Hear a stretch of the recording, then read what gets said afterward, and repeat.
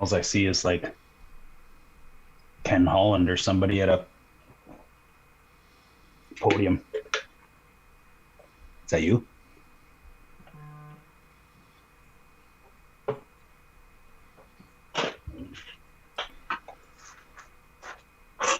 Okay.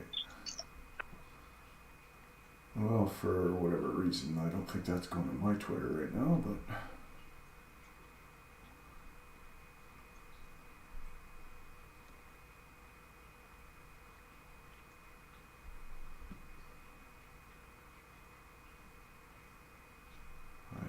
probably is going to Michael's. It's on YouTube right now, I know that. I really see nothing on my screen other than a little somebody at a podium in the middle Yeah, and myself up at the top. that's Michael's thing, but we are Okay. we're on his we're going on his Twitter right now. I don't know why it's not coming to mine. Oh yeah, it's not going to your Twitter. No, that'll be a next Thursday problem. it's on it's on Michael's now, so I'm gonna start that little video and I'll give you the old game on when we're up and running. So is this all I'm going to see? No, you'll see me when I switch to 2-person full screen. I'm pretty sure. Oh, okay. Okay. Yeah.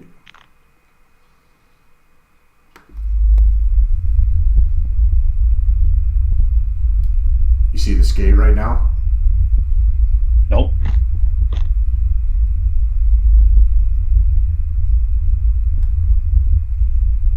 Still see the same thing. Nothing. Okay.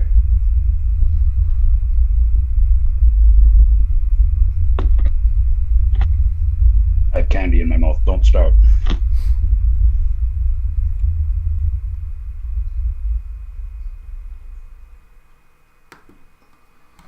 Oh, we're going. Good. Game on!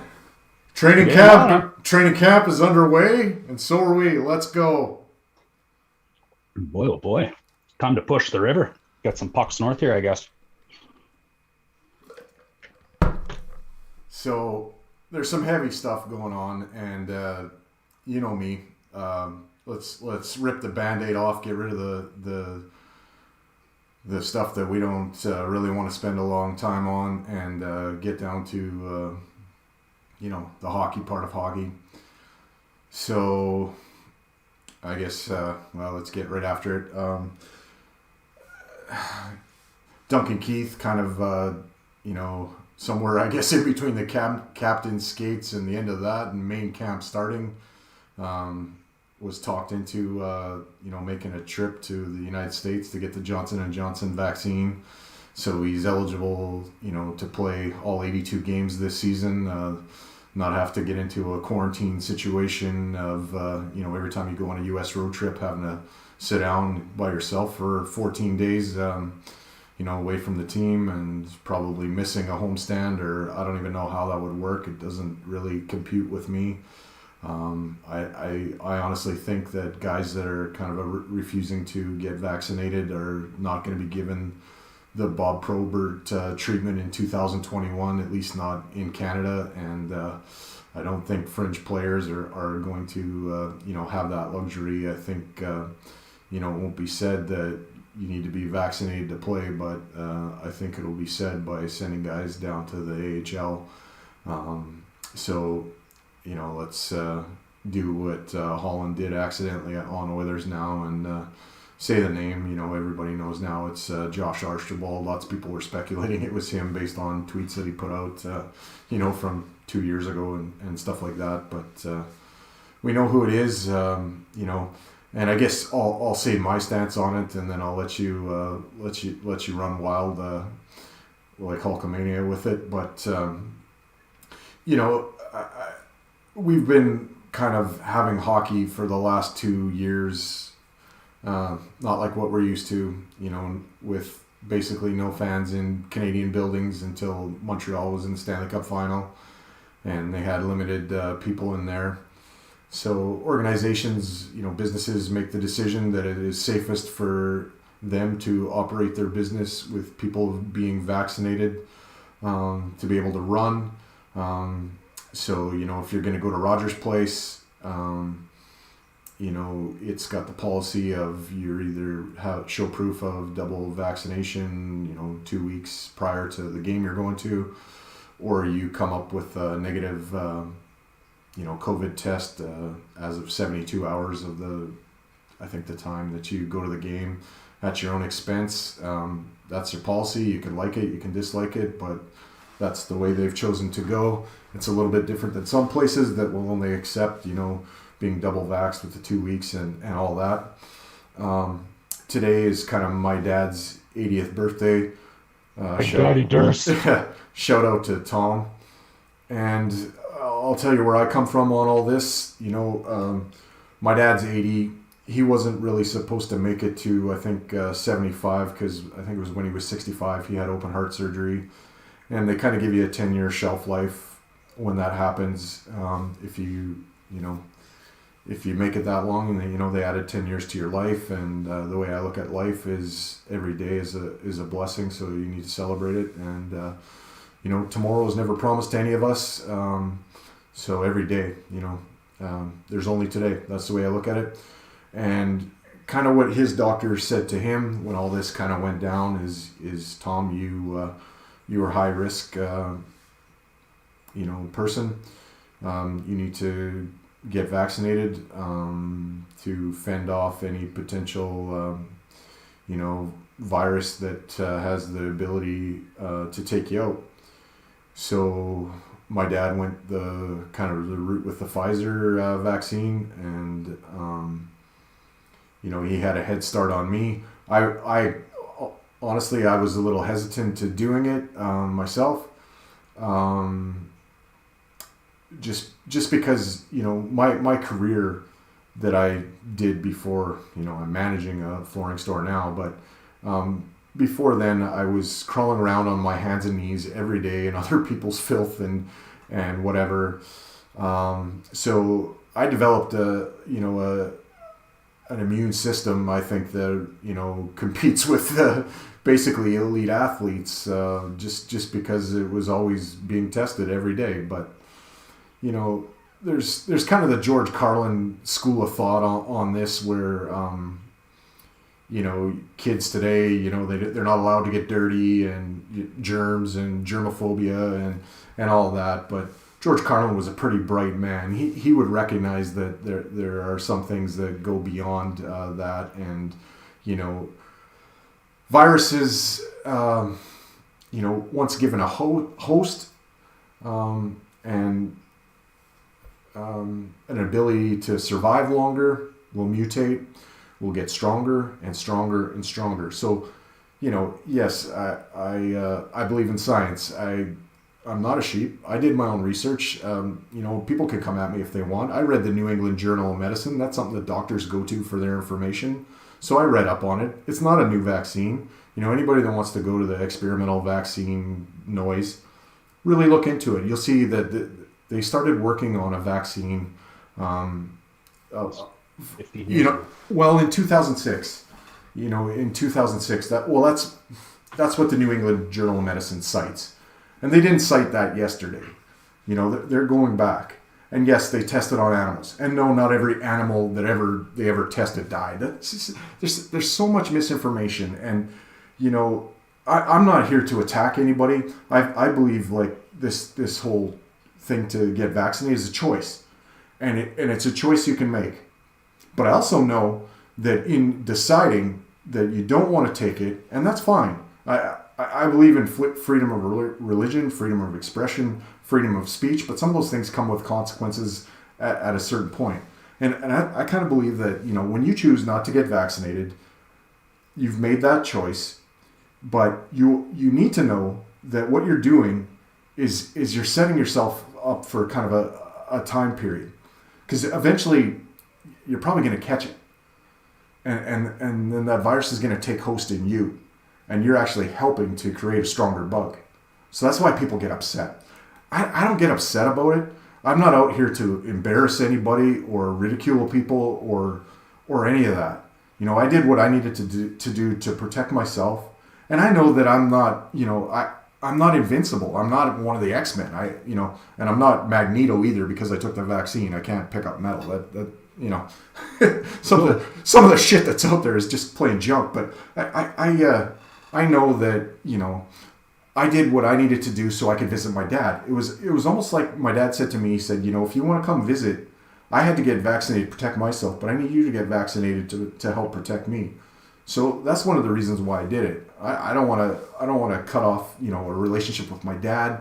And to me, I looked into it. I read. I did my information, and I finally said, okay, I'm going to make sure that if there is any side effects, I want 2 days off after my first shot, so that I can recover before I have to go back to work.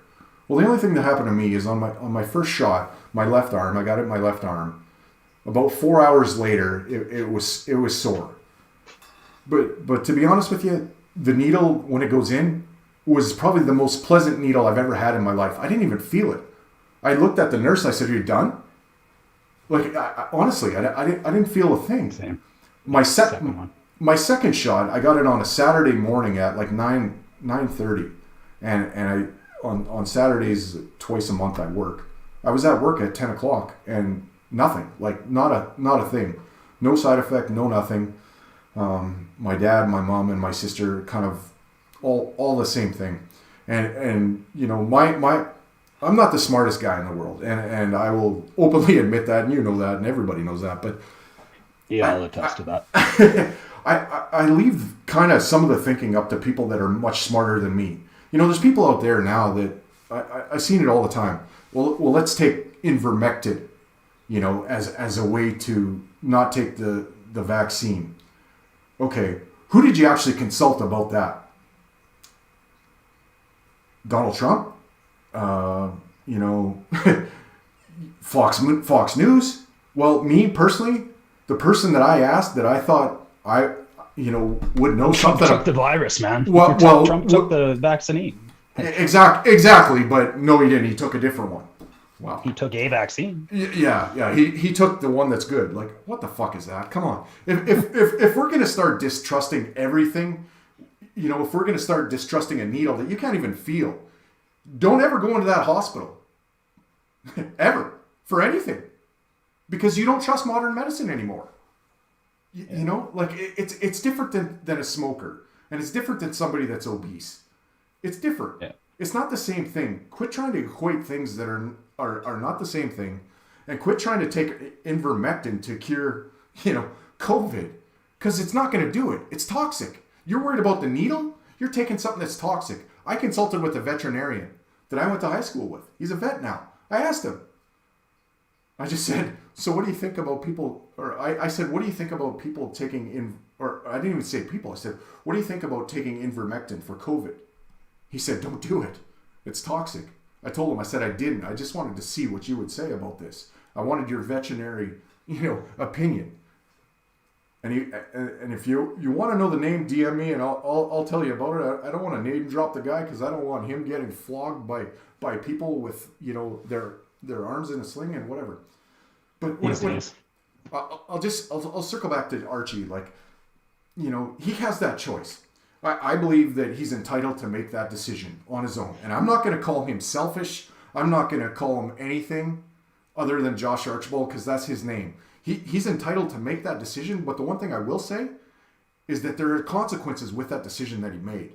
And no, this is not Nazi Germany. No, the Edmonton Oilers are not Adolf Hitler. The government isn't Hitler. If that was the case, you wouldn't be allowed to make that decision at all. It'd be made for you. They would force feed it to you or they would shoot you dead. That would be Nazi Germany. So stop trying to equate things that aren't the same. And really that's kind of where I come from on that. I will die for him to have that right to make that decision, even though I don't fully agree with it. It's that's something that I think needs to be protected. But also what needs to be protected is an organization, a business, deciding what they think is the best course of action for them to continue. You want to see Connor McDavid. You want to see Connor. Yeah, you want to see Connor McDavid play every night. Well, I think the way they're going about it is the way to make it happen. And I, for one, want to see it happen. I was glad tonight to step on a basketball court to be able to play. I haven't been able to do that for 2 years. Yeah. And you know, come at me, whatever you want. Call me a sheep, call me whatever. I'm an educated person, and I come from a dad that is an educator, you know, as a father. And I also have, you know, Army, Navy blood that runs in me. So, you know, I'm not a sheep. I use my head. I think. I read. I don't read what everybody else says. I go and look at my own. And I did the homework. You know, I did that. And I knew that I was, you know, I'm 45. I'm not in 20-year-old shape anymore, but I'm in fairly good shape. And I know that my immune system still runs at a pretty good clip from all the flooring that I did. So I wasn't worried so much about me. But I do know that, you know, if a virus takes host in me and other people, you make a stronger virus. It's basic science. Like, look into it.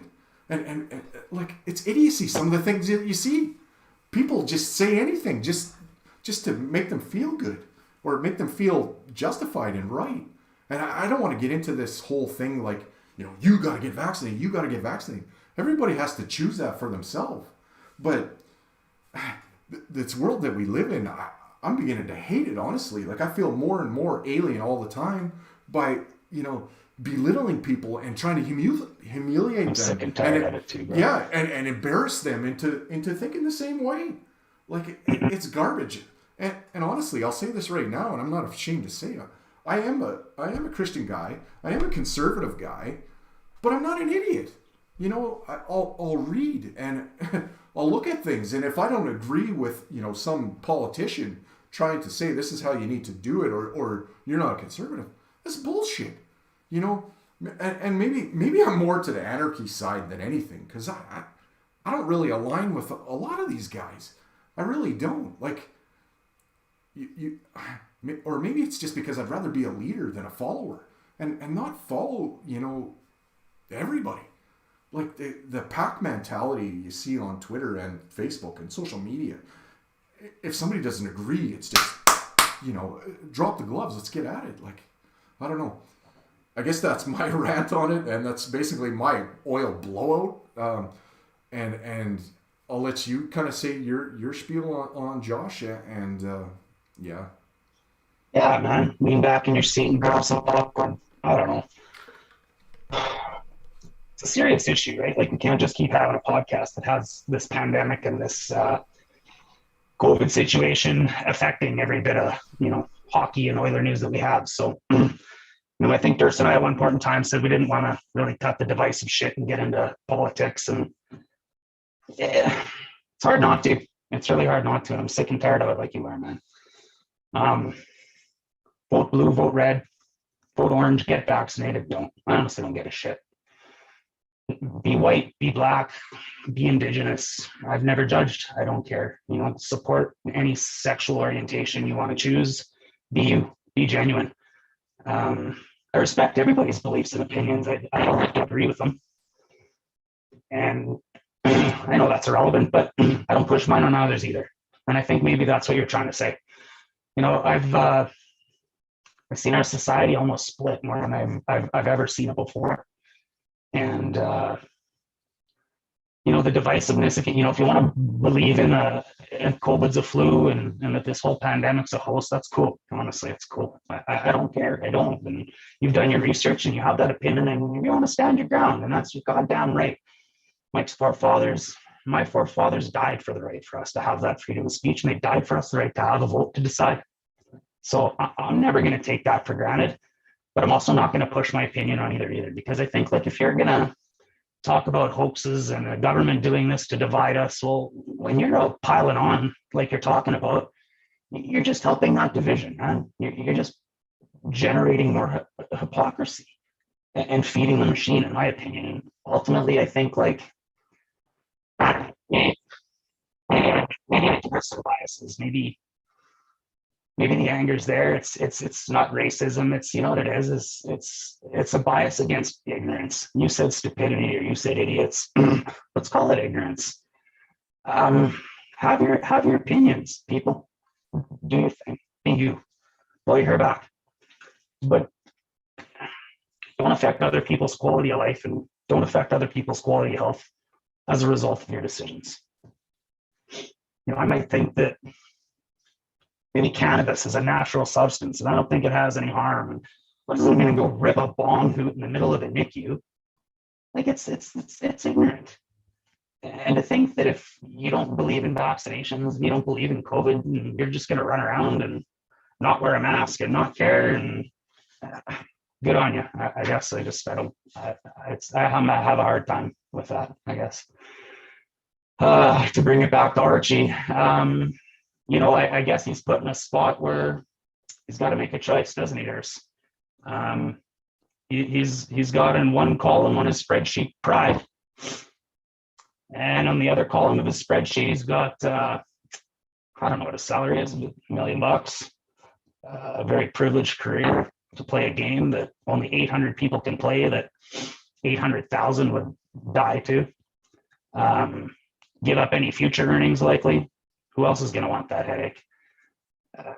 I think he's choosing his career over his pride, and that's okay. If that's that's your hill you chose to stand on, and that's the hill you want to die on, and maybe die is the wrong word, but that's you. Go be you. That's okay. You made that choice. But I think it's hard for me to accept the dreams of so many kids out there that would love to play that game, and for someone to spit in the face of it like that. Yeah, no, I'm with you. Like, I don't know if it's gonna be really said, but like publicly, but I just Rashog's hinting at. Rashog said he's going down to the HL. Here's what Ken Holland said in his presser. What was that word? That line. He said somebody asked him about. You and I talked both in a private conversation too. Each GM taking their stance, right? So there's Columbus and some different teams that have taken a more punitive stance versus maybe Holland, who's, I don't know if he's being a little wishy-washy right now. It probably is. If I was in his shoes, I'd probably do the same thing. I mean, why commit to a hard rule and put yourself out there and get piled on in social media and everything else if you don't have to? If Keith went and got his poke and he can convince Archie too, then all that's done, and Holland doesn't have to make a decision, right? But he said to one of those reporters, I can't remember who it was, ask me again in a week or so. Dirks, what do you think he meant by that, man? Because that was a very pointed statement, in my opinion. Ask me again in a week. Is that giving Archie a timeline? Yeah. Is that looking for a trade partner, or is that a threat? No, I honestly, you know what I think it is? Because it sounds like to me, from what I've picked up on, is that Holland kind of basically negotiated for Duncan Keith to get vaccinated. Like, it was a back and forth conversation.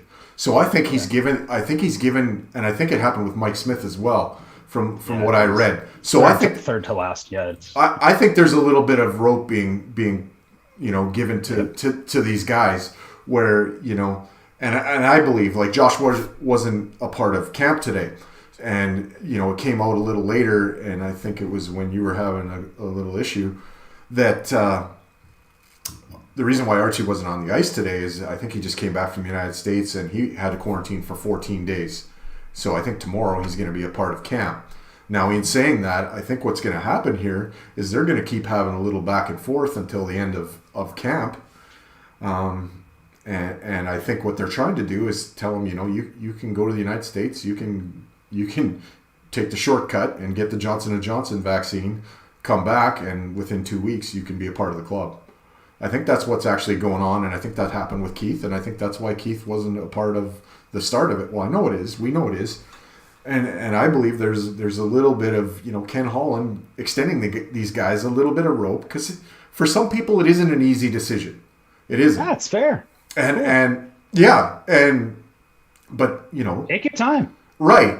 And I think he's going about it. While you're taking your time, don't affect anybody else. I think the way he's going about it is the most, honestly, probably the most generous out of most teams out there.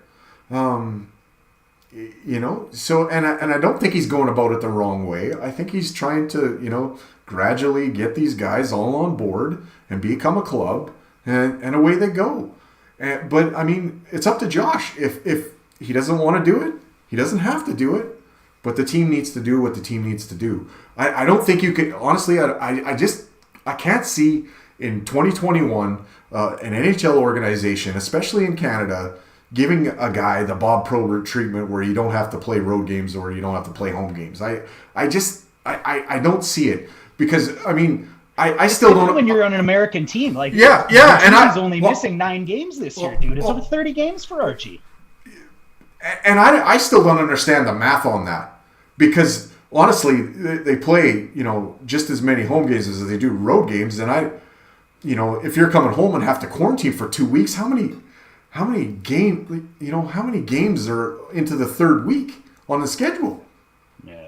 Maybe because of the maybe because of the Olympics and Christmas, but yeah, I haven't looked at it, and I don't want to do that exercise because to me it just pisses me off, honestly. It just like, go piss away something else. I don't know. We've ripped off the Band-Aid, man. I don't, we didn't really want to get into too much of this when we were podcasting together. And, I think it had to get out there, and you got an opinion. There's mine and there's yours. And, the word virus and vaccine might come up from time to time, but, moving forward, let's keep chatting hockey. And hopefully not. You do have to say one more thing about Archibald, though. Oh, I'm getting there.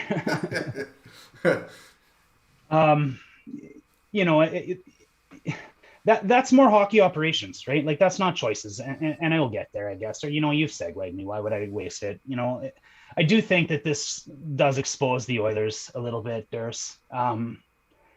We played a lot of goddamn money, in fact, top dollar, for that intangible of Keith's to be leadership.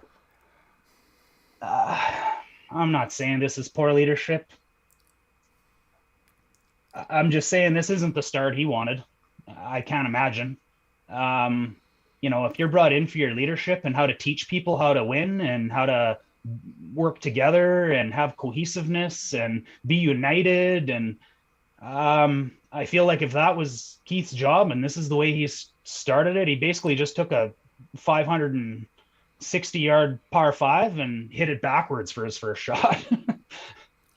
And Archie, if the club knew that this could have been a potential issue, and I don't know if it is or not, and I'm not going to say that, but if you can go back and look at the timelines of him on Twitter and some of his stances he's taken, and at the end of the day, you can look at his wife's Instagram account, and you can go back quite a far time to probably have a pretty good prediction that Josh Archibald wasn't going to get his vaccination. And to me, is it a mistake for the Oilers? It is a little bit. I think it's an oversight because, we protected him.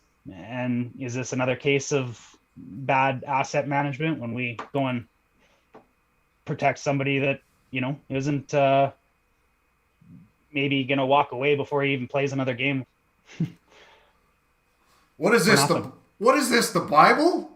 Now we're gonna crucify the organization for something that was never gonna happen anyway. You knew that was coming. I prepped you for that. But when it comes to Keith, I don't think he wanted to take the veteran move and have to wait until next Friday to be a part of the a part of the fold. Because I think if we trace the timeline back, it probably means that he flew back into Edmonton, last Friday. So if he's having to sit for 2 weeks, that's probably what happened. So on the 16th, he was getting a needle in his arm. I mean, good on him for making that decision, and I think there is actually a little bit of leadership in there because if he waited that long. I don't think it was something that was on the forefront for him. So I think he decided he wanted to be a part of the team and did it. Good luck making par in 4 shots, 640 yards. Yeah. I think he'll still be eligible to play in a couple preseason games. So and really this is 5. Yeah, and most guys, most vets only play in like 3 or 4 preseason games. That's nothing to me, Durst. I could give a shit. Duncan Keith came to Edmonton and said, I'm not playing until the first day of the regular season. I don't shit. I honestly don't.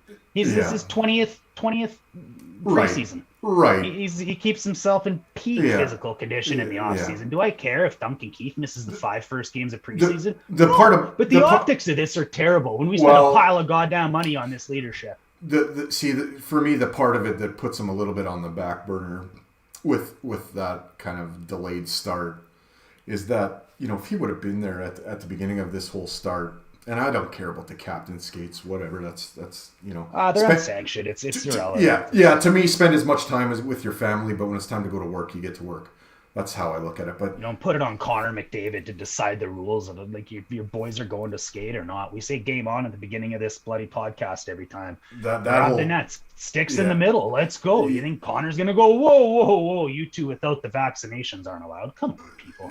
Yeah, you know what though? With that exposes a little bit of a problem with all of this. Honestly, from where I come from. Let's go there then. Yeah, let's go there. I'll just say this though. For me, the problem with Keith, being out till next Friday, is that time and getting to know your teammates and kind of starting to build that camaraderie with them and tendencies and learning about your teammates. To me, that's the part that puts them a little bit back. It's almost like a guy that held out, and those guys sometimes have a hard time. But he is going to get into a couple of preseason games, I think, undoubtedly. And that, so it's not the worst of the world, but for Josh, said it today.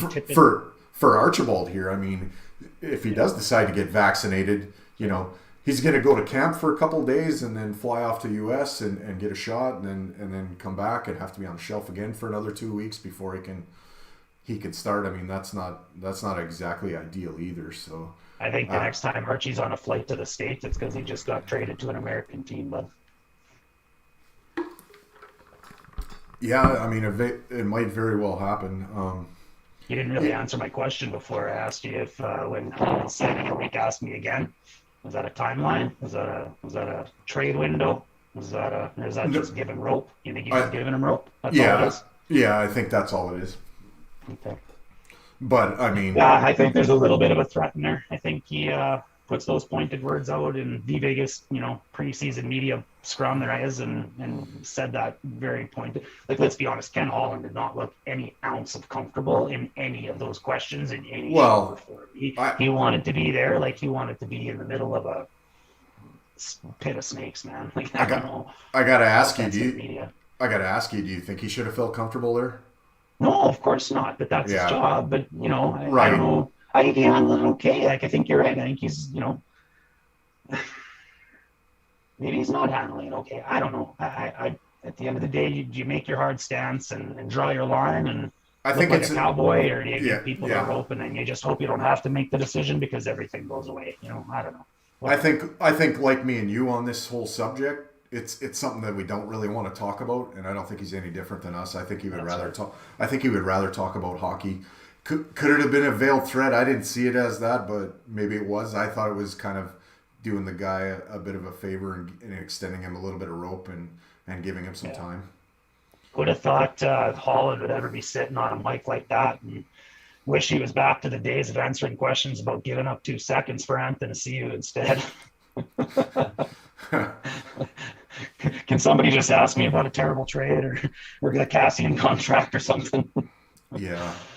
So are we good with that whole part of everything? Yeah, I'm good. It's out there now. We know I know how you feel. You know how I feel, but whatever. If our listeners care, there it is. Our opinions are out there. We wanted to rip that Band-Aid off, get the blowout out right off the bat, and kind of just maybe set that little piece of jewelry up in the jewelry box and not look at it again for a long time. So with that, it's episode 17 of Straight Off the Pipe podcast. So here we are, and with my buddy Durst, the real housewife of Whale County. He's got number 9 in his cell block, and he's number 1 in my heart. It's been 4 months since we've been on the mics together here, buddy. I miss you. Yeah, no, it's you did the little show with your buddy there from Saskatchewan. Yeah, it was fun. Yeah. Some old time hockey. And then I had a solo gig, and then now we're back. But I'm not remiss to say that you look like a lost puppy without me when you're on. So I know you took a couple of weeks there to go to a little place we like to call Aspen. Yeah. Found your Mary Swanson and dragged her back up to the Grand Vista Prairies. So good on you there.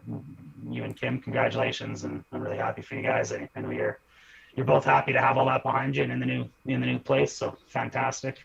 I had a couple of weeks where I was off with a lower body injury or an upper body injury or a LBI or a UBI or maybe it was a UTI. I don't know. Nobody knows. But we're back. Yamel's got a new contract. We've got some PTOs. Do you think that PTO contract becomes Archibald Insurance?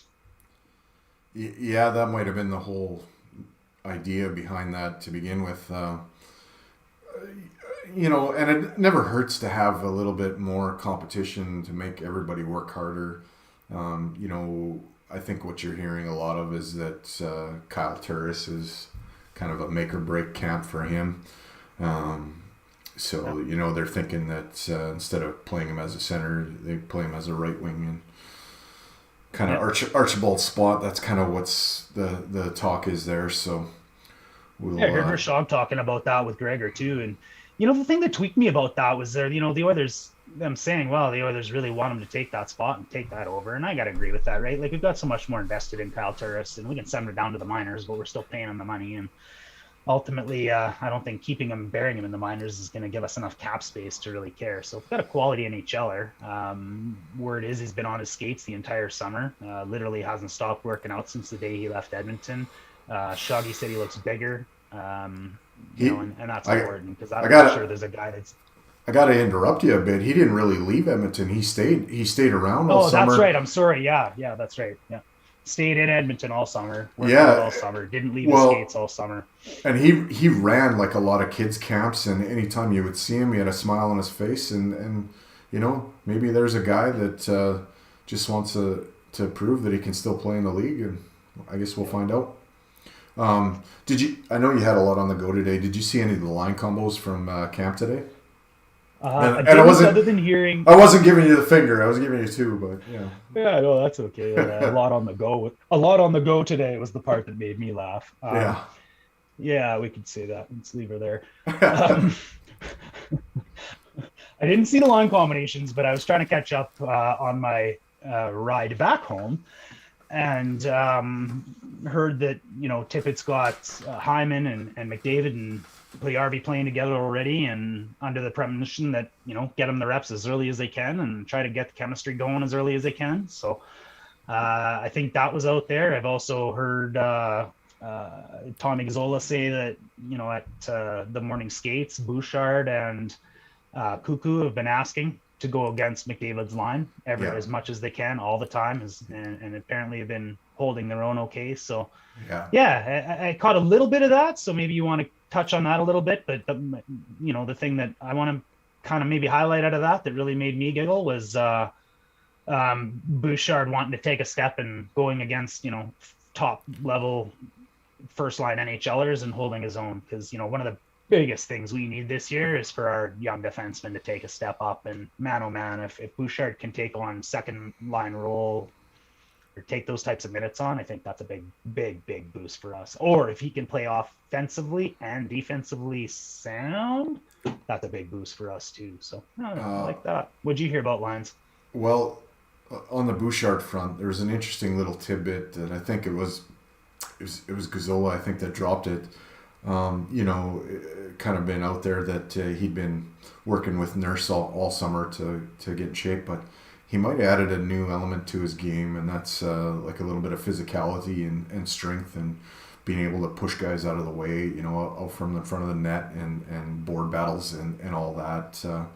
He wanted to go head to head with Connor, and there was a part where Connor used the lethal speed to get a puck, but Bouchard kind of stayed with him and forced him kind of out of his end. It was kind of a one-on-one thing, and I watched a little clip of it, and so Tippett said, he's going to be the X factor on the defense this year, because if he shows really well, that could mean really great things for the team.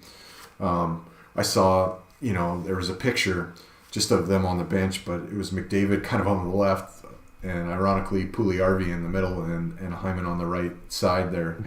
And I looked at that and I kind of, I thought, yeah, finally, we've got some wingers for Connor, and it doesn't, take away from the rest of the lineup. There's some wealth that can be spread around, and I'm looking at Jesse in the middle there, and I'm thinking, of all the negative stuff, the black cloud around Archibald and all that stuff. There is kind of a silver lining, and it's Jesse Puljujärvi. I mean, that guy's a story of redemption, if we're honest with ourselves. I mean, it didn't look very good when he decided to, take his ball and literally go home to Finland and, revamp his game there. But, give the organization credit for giving him the rope and not caving to make a deal just to make a deal to, shed a contract or, I think I think of all the things that maybe Ken Holland's done, that asset management with Puljujärvi might turn out to be one of the best things he's ever done. Yeah. Is just hanging on to the asset, bringing in basically a new coach and a kind of a new regime to, work with Jesse. And, of all the negative spin on Tippett, and I think he deserves some of what he gets for sure. But I think there is a good relationship there between him and Jesse Puljujärvi, and I think there's benefits that we see from that. And it's hard not to like the kid. How do you not? I mean, Chiarelli and McClelland are still in Edmonton. Puljujärvi's not here. Simple as that. I think so. Yeah, I think so. Simple as that. Yeah, I think you've hit the nail on the head, and I think it's not even Chiarelli. I think it was McClelland. I think there was some going on, and those players have also moved on. So the two go hand in hand, I think. But there's the truth always lies in the middle of two stories, and I'm sure Jesse needed a little growing up too. You don't go crying to your agent every time you have a problem with a teammate, and you don't get jobs handed to you as an 18-year-old from a GM, not even a coach, to say you're going to be top six, and then you don't hold your GM hostage when you don't get those minutes. So it goes both ways, but I circle it back to your point of Holland saved Jesse Puljujärvi, and it may be his best move. Oilers need to own some of what happened there. I mean, just because you can't understand what he's saying doesn't mean you shouldn't pay attention to it when he's basically crying for help about his hip not being right. So, there's a language barrier, but you kind of dropped the ball a little bit there. But I'm glad that whole thing has been rectified, and I root for the kid. It's hard not to like him. There's a great attitude there now. Maybe it Look wasn't. at that smile. You just need to see that smile. There's nobody in hockey. Smile tells me I like hockey more than anyone else on earth. That's what that smile says to me. When do you really see him upset? I mean, he's getting punched in the face, and he's kind of stone-faced, but he's not really like pouting or sad or whatever. He's always just kind of the same guy. It's honestly, for me, it's shades of Esa Tikkanen all over again, because he was a hard guy to really get. He would always smile at you and jaw at you, and I don't think Jesse does the jawing that Esa did, but you know what I mean. It's kind of the same. He doesn't have the same language. Yeah, Tikkanese. Yeah. If you don't know Tikkanese, it's tough to speak it on the ice. That's for sure.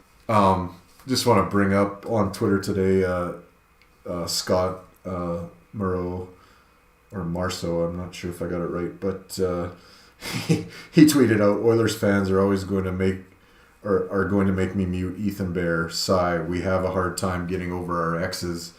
And I'd have to say I agree with him, because I'm still not over the Gretzky sale, and how long ago was that? But, yeah, all our exes in Texas. Yeah. I guess, yeah. So I let you in on McDavid and Puljujärvi and Hyman dressing as a trio. For kind of some of the drills. For some of the drills. Dry line together. Yeah, I believe he's doing that. And the other thing that sort of intrigued me that I saw was Derek Ryan centering Cassian and Fogle. That could be a hell of a line.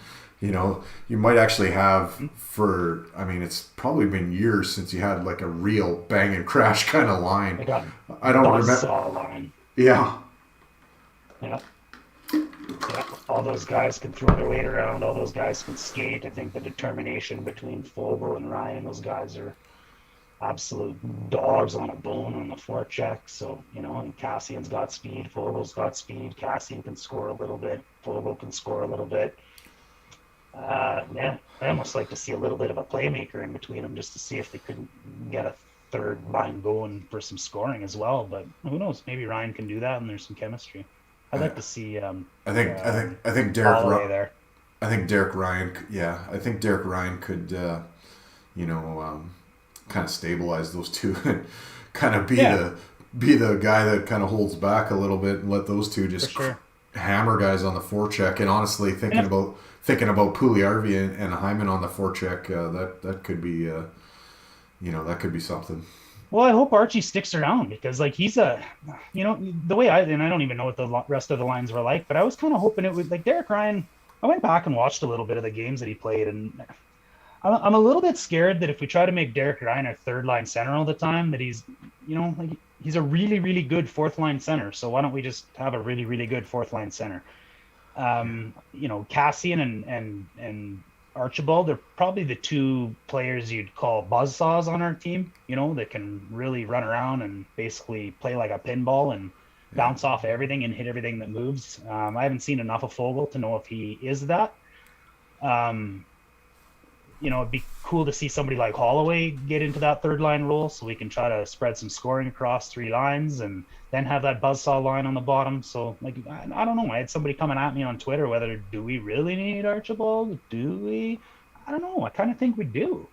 Like, he's a bit of a plug and play, but he's got a unique skill set on our team because there's not too many guys that are willing to throw their body around like that. Yeah. I mean, he can be a force when he's on and not in the penalty box and not taking stupid penalties in grade three. Well, yeah, I mean, whatever, right? You have a Yeah. lot of shit for that, and this ain't certainly going to help. That's for sure. The people that forgive him might not forgive him anymore. But Well, yeah. I mean, there's a skill set there, so yeah. I'm looking because I think might have been, maybe it was McLeod, Benson, and Marody as a trio, as well. But I'm having a hard time finding anybody with line combos from today. But Who did the D have paired up then? I assume we had Nurse with Barry and yeah. I mean, we talked earlier about it's a bit of a playing with Cuckoo. Yeah, it's a bit of a dog's breakfast after that, honestly, because Keith is out of the fold. Who's CC paired up with then? Because whoever gets Keith's spot in those first 5 exhibition games has a chance to take the ball and run a little bit, bud. Does this open up a door for Broberg, or I don't know? I think Broberg, if he can have a solid, we talked to Low Tide together, Michael Hubert and I on his show, and Low Tide, and I've heard him say on another podcast too, that Philip Broberg is a lot better on a smaller ice surface, and all of a sudden he's getting into his prime-ish, just like Bouchard kind of is here as well, and this is like the time when you really see defensemen take that next step. So you know what? Maybe it's early, but Dmitry Samorukov was starting to show kind of well, and then he kind of had that injury, so he's and I think that's probably who would have flourished, to be honest. I bet you Samorukov would have taken a bit of a ball and ran with that and had some second pairing time. See, right now, it's a little bit unfortunate. Right now, Chris Russell's dealing with a bit of a neck injury as well, so without him and Keith kind of in the fold, after Nurse Barry and Bouchard and Cuckoo, it becomes a real dog's breakfast on the back end. So Broberg and Lagesson. Yeah, I think Broberg is probably going to need 3 quarters or a season in the AHL before he's. Wouldn't it be fun if he didn't, Durs? The games against the Calgary rookies, I thought he held his own, but I didn't think he was head and shoulders better than everybody there. And if you're going to make that next step with the big boys, you need to be head and shoulders better than everybody in the rookie games. Yeah, well, if we're taking those rookie games into account, then Kemp is our new second pairing defenseman. He scored game-winning goals and game-tying goals. Sneaky Kemp. the first game he showed well. In the second game, I mean, a lot of guys had a hard time, but yeah, I guess you kind of took it to that. So I thought Konovalov, there's a bit of a player there. I think there's a little bit of seasoning in North America that needs to happen. Get used to the North American game, instead of the KHL. But I mean, if the rookie game was anything, then I think you could probably end up seeing him if something happens this season. I mean, that's another bit of news to drop. That, well, I mean, it's a couple days old now, but it looks like Alex Stalock is done for the season. So that's kind of disappointing for him. Feel bad for the guy. And I mean, we were sort of done on this subject a little bit, but in the 1990s, the Chicago Bulls, Phil Jackson went into a little meeting with Michael Jordan and Scottie Pippen and asked them if they could handle having Dennis Rodman as a teammate. And Scottie Pippen, hated Rodman, and they got into physical altercations all the time in the early 90s. And Scottie talked to Michael talked to Scottie, and then they both talked to Phil and said, yeah, do it, get him. And that wasn't an easy season, but it turned out to be a championship season, and they won 2 more after that. And if you watch The Last Dance, you'll see Michael Jordan flying to Las Vegas to pull Rodman out of a hotel room partying and take him back to Chicago. And yeah, like Jordan would know where he was, because he probably gambled at the same clubs, but or had his gambling buddies give him a call, let him know. Pit boss in Vegas has an eye out for. But anyways, I guess the correlation I'm trying to draw here is you got Alex Stalock, who had complications from COVID that is affected his heart and his ability to play the game. He did some stuff this summer and was looking good, and we thought he was going to be okay, and then kind of had a relapse. And so he, you got one guy that's kind of on that end of it, and then Archie on the other end of it, and you almost have to think that it's probably good that Stalock isn't there. But if those two guys were in the same dressing room, you almost wonder like what kind of division within the team that that would cause, and right. I think that's. So what you're saying is Connor McDavid's going to go to Caesar's Palace and get Dennis Rodman? Wait, what? No. No, I get it, man. Hopefully it's not Evander Kane. Speaking of divisions and locker rooms, yeah. And he's had that everywhere he's gone too, right? I mean, Dustin Byfuglien's the coolest, chillest dude in the world. He doesn't throw your tracksuit in the shower because you're not a moron. Going back to the goaltending, though, I actually really liked what I saw to Konovalov too. The second half of that game he got into, we talked about Koskinen a lot when he came over, and what he had to adapt to when he came over from the KHL, and his style and how aggressive he needs to be in this type of hockey versus that type of hockey. They got the bigger rink. They really try to pass the puck right into the net in the KHL, as opposed to the NHL is a lot more just a blitzkrieg of shots, right? And so ultimately you've got to find your way a little bit. But what I really thought he did well was not waste any movement and not waste any energy. He looked really smooth and compact and didn't look like he ever had to move more than exactly 1% more than he had to. He's not a big guy. I didn't expect him to be that small, to be honest. Or maybe it's just because we've always getting used to watching Mike Smith and Koskinen in the net all the time and the crossbars at their lower back. But he handled it well, to your point. Like Koskinen's maybe not the most athletic goalie, and he hasn't maybe adapted to that blitzkrieg back and forth, finding shooting lanes, pucks coming from everywhere. Look at Leon Draisaitl scored from behind the net on an NHL goalie. Yeah. So that's athleticism could do him very, very well in the type of team we're trying to build. Yeah, I don't know. I think he's 5'10", So I mean, Closer to 6 feet, maybe 5'11", but really we're splitting hairs at that point, anyways. yeah, and I mean, Fear behind me, I think was what 5'7", 5'8". So Yeah. there's not. Although I don't think there's been a goalie outside of Halleck maybe that's been under 6 feet in Halak, yeah. probably 5 years in the NHL. Yeah. UC Saros is close. He's a smaller goalie, but look what he's doing, right? Yeah, we're into the monster goalies. Like they're not just the little guys that can't skate anymore. Yeah, monster goalies, monster equipment. Well, yeah, I mean, we talked about it a lot that Kevin Holland didn't do anything with the goaltending, and then if anything was going to change before the season started and before the trade deadline, is that it was going to have to be done organically. And, here we are. Now we've lost one of our organic ingredients in Stalock, and I hope he's okay and recovers good and plays another game in the NHL someday, whether it's for us or anybody really. But and I'm not. That's one of our ingredients gone. So now if it's not Koskinen and Smith, I guess it's kind of all off unless we can shake a third goalie loose out of after one of these training camps or something. I think I'm not positive on this, and somebody can correct me if I'm wrong, but I think Stalock is done as an Oiler at the end of the season as well. I think that's when his contract's up. That's true as well. Yeah. So I wish him the best, no matter where it is. You don't want to see anybody lose their career, and let me be clear. I'm not advocating for Josh Archibald to lose his career either. I think it's just, he's got a just explained why I hope he's on our team.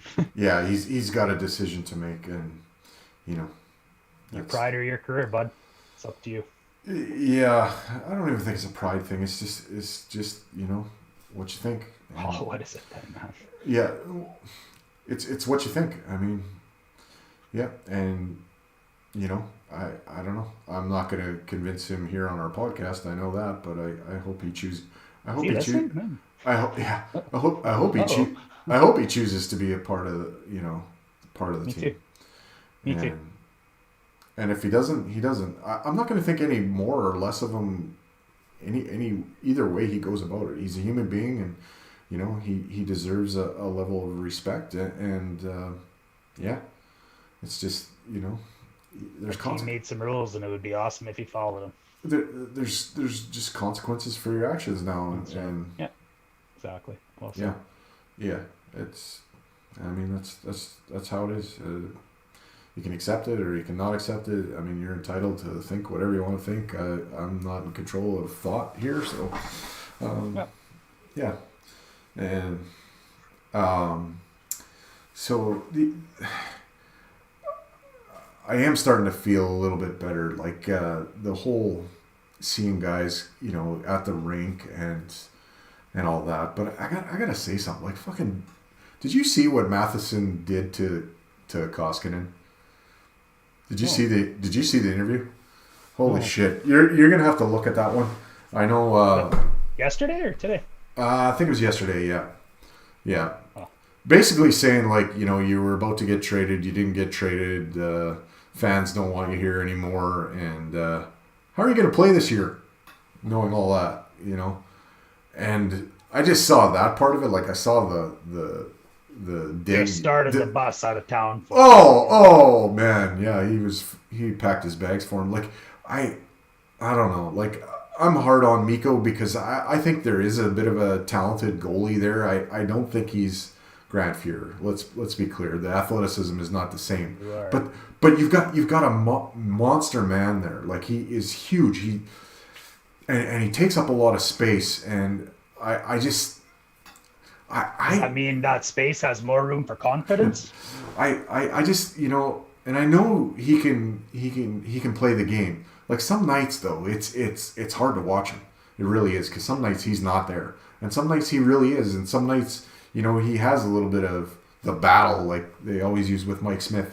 He's got a battle level, but yeah, I just, for me, it's hard to watch a goalie that big on nights where he just camps, like, on the red line. Like, use that size, get out there and take away everything. There's no net left. Like, and one hard push, you can go side to side and cover a lot of ground. Like, You know, a guy that big, in my head, I think one hard push that can cover 30 feet of ground. Like, Well, you should be able to be a puck blocker at the very least if you don't have the athleticism. Right, you know, and right. At least And that's the all. puck with that one push. And that's all you gotta do is get in front of it, right? Yeah.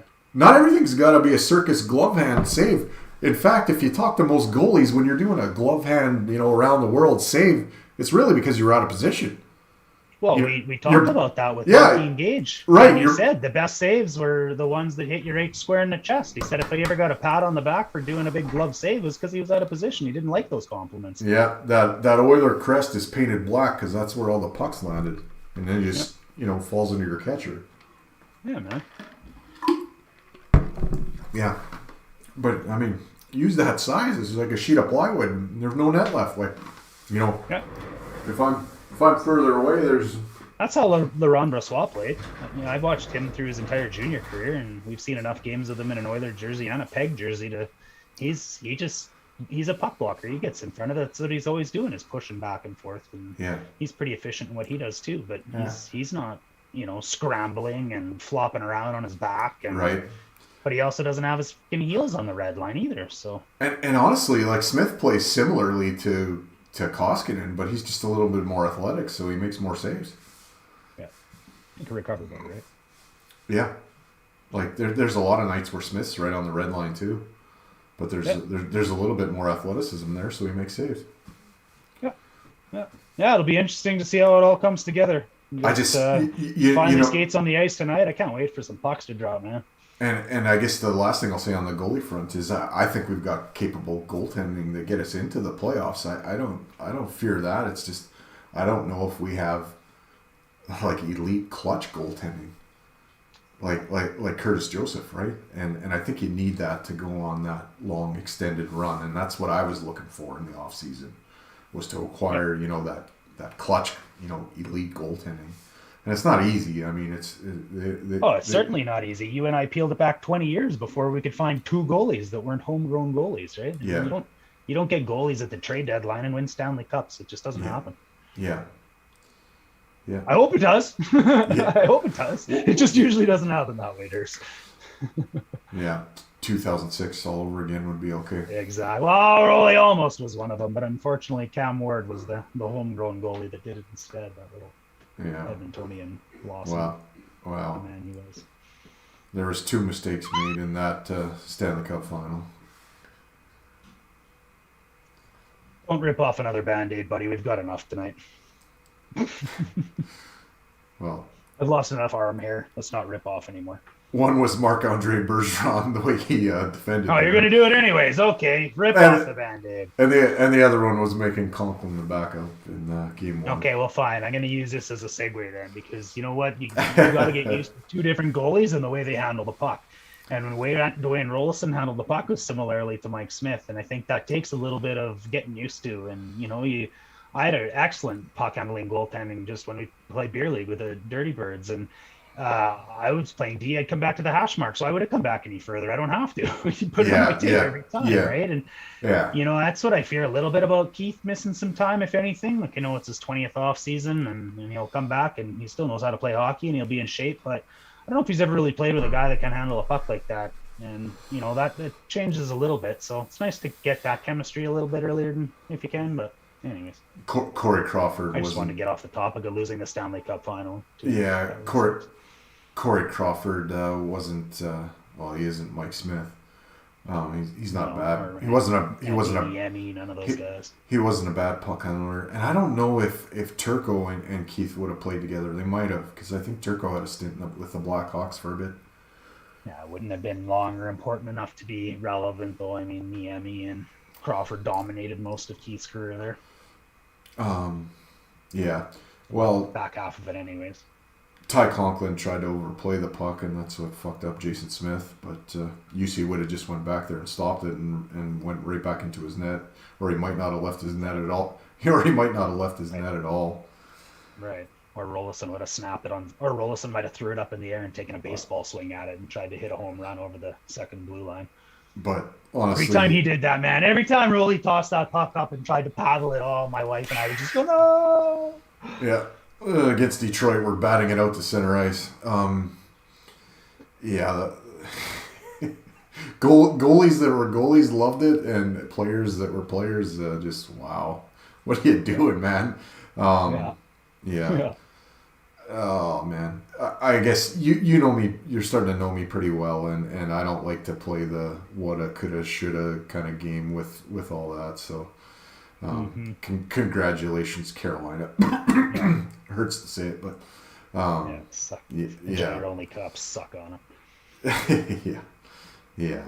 It's funny, you know. I do remember one thing about that whole series, and this is kind of you're not going to know this is coming, but back then, like the Oilers used to have like on their website, they had like a chat room, and other fans from other teams would come in there because their own chat rooms were dead. It's much like Oilers Twitter versus New York Islanders or something that's pretty quiet. And I said to the one guy, I said, so what's it like, being a fan in Carolina? He says, sometimes it's tough. It's a little tough. I said, oh, why's that? Because some fans think that, offsides is when your NASCAR hits the wall and the sides comes off. That's when you lost a fairing on turn 2.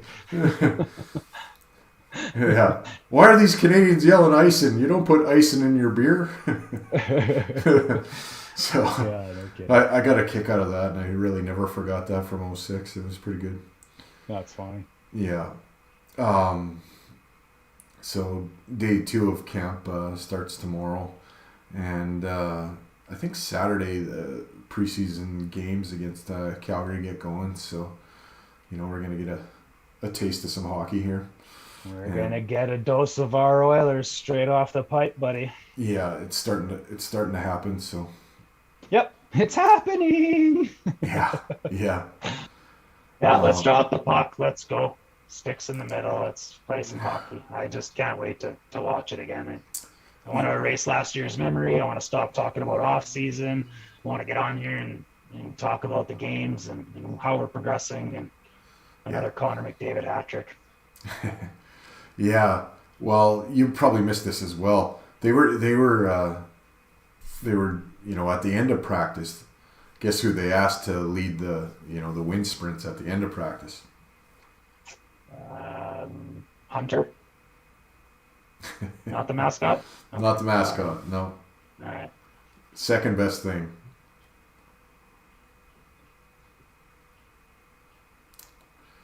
Okay, you're totally stumped, and I thought Trying to come up with a witty answer, and you led the segue with McDavid, so it was Connor, and so at the very end of practice, they're doing lines, so blue line, back to end line, center line back to end line, far blue line back to end line, far end back.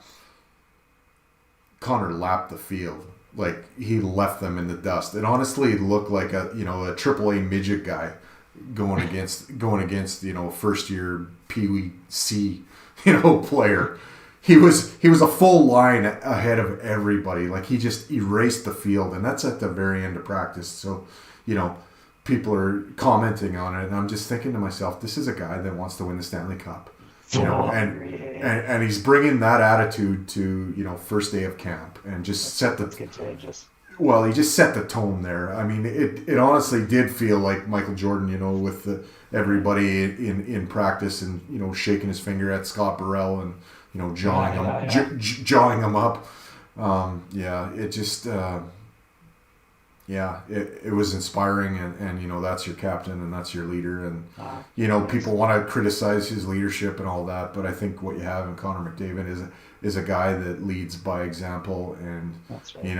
I forget what state it is, but it's kind of the show me state. Like he'll show you how to do it. I don't think he's Mark Messier in your face talking, but he's Mike more Smith this year. maybe he's more the guy that I'm going to show you work ethic, and you can and I hope you start to follow my lead. It's like the off season that Wayne went back to Brampton, and Walter gave him a little slap on the back of the head and said maybe enough of that bullshit and partying and go back to Edmonton and win a cup, and he did, and half of that team went along with him, and that was the turning point for the Oilers in 5 cups. So let's hope that McDavid can have that type of influence and everybody gets on his back and Well, has that same type of thirst and hunger, because if that's what happens, look out. honestly, I think he's had that attitude for a few years. Sure, but But he's not a kid anymore. Well, I think now he's got some weapons to go behind him. You're damn right. Yeah. So that's the exciting part. I mean, I feel like finally there's at least a 1-2 punch. Yeah. And hopefully there's a 1-2-3 punch and a fourth line that can hold their own. It's asinine after everything he's accomplished. So we're talking about Connor McDavid just getting better still. Yeah. He reminds me of the old Nike poster, with the guy running in the rain. There is no finish line. And he reminds me of that. He's the epitome of that. And great athletes are that way. That's your Michael Jordan. That's your Tom Brady. That's those guys. That there is no finish line. There is no stop sign. Okay, you can stop now. You've done all the work. No, you keep Crosby, McKinnon. Yeah, you keep working. You keep grinding, and you keep going, and you don't let up because the next guy beside you wants it as bad as you do. Yeah, behind me. Yeah. Well, buddy. That's elite athletes. Yeah, we went a little longer than we normally do. Normally we're around an hour. Michael on Tuesday set the tone by going on, I think, an hour and 15 with Eric. So we're at an hour and 10. If you got any last words, I'll let you go, and then I'll finish up. Sure, man. Last words. I like what you said when you were talking about your dad earlier. Happy birthday, Big Daddy Durst down in Leduc. I think it was Jeff Merrick it's not Jeff Merrick's quote. I think it's Confucius, to be honest, but he's the one who reminded me of it on 31 Thoughts last year. And he said that we've only got 2 lives, and the second one begins when we realize we only have one. And,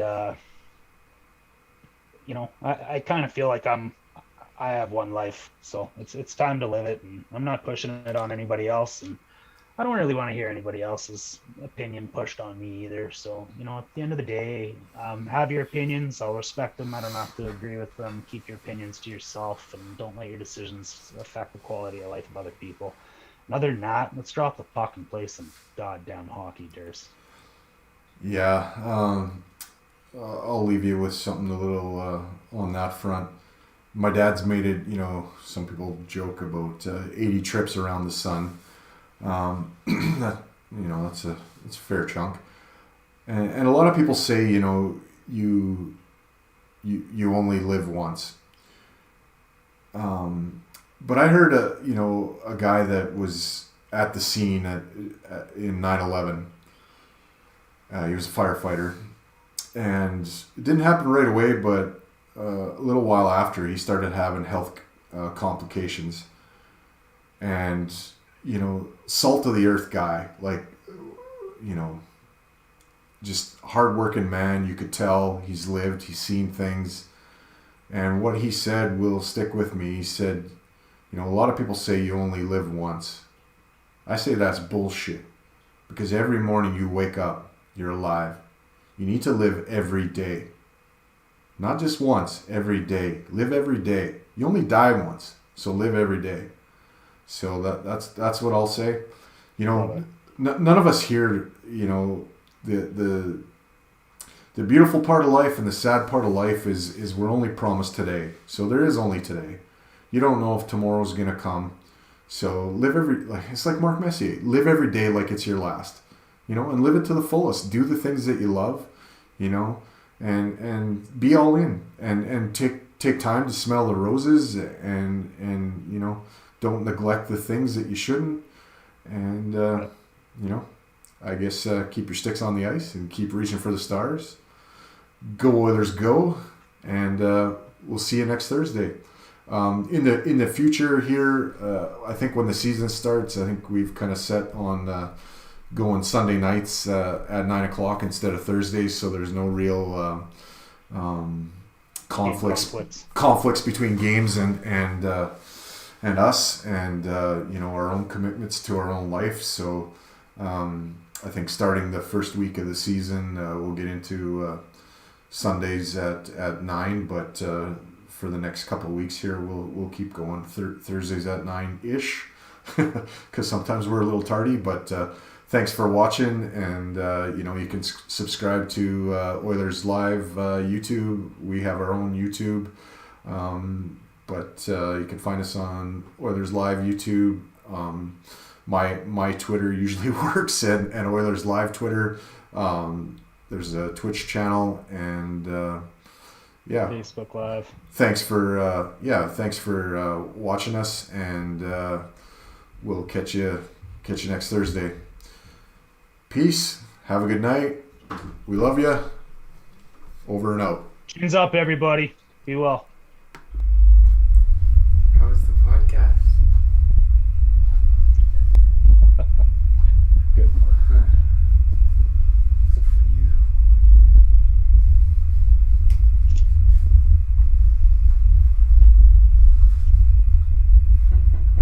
I'll call that a win. Wasn't bad. Good night, everybody. Good game, Durs. Good game.